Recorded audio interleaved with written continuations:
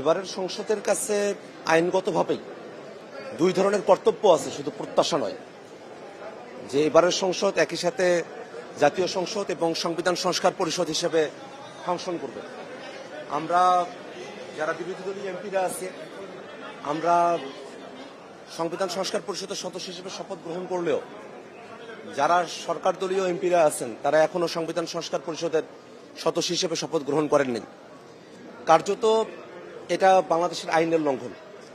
যে জুলাই সনদ বাস্তবায়ন সংবিধান সংস্কার আদেশ প্রণয়ন করা হয়েছে, সেখানে স্পষ্টভাবে বিধান করা আছে যে এবারের সংসদ সদস্যরা একই সাথে সংসদের সদস্য এবং সংবিধান সংস্কার পরিষদের সদস্য হিসেবে দায়িত্ব পালন করবেন এবং একই দিনে তারা শপথ গ্রহণ অনুষ্ঠানে দুইটা শপথই তারা সম্পন্ন করবেন।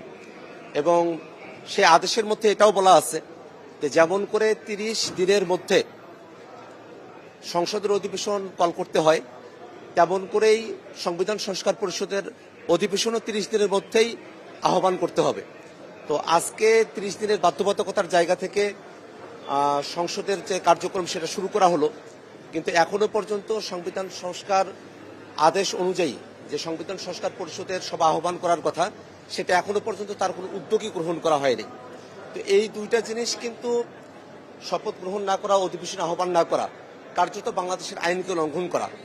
তো যেসব বিএনপির এমপিরা বাংলাদেশের আইনকে লঙ্ঘন করে তারা সংসদে যাচ্ছেন, তারা কতটুকু আইনের প্রতি শ্রদ্ধাশীল থাকবেন, জনগণের প্রতি শ্রদ্ধাশীল থাকবেন, সেটা নিয়ে এক ধরনের প্রশ্ন আমাদের মধ্যে রয়েছে।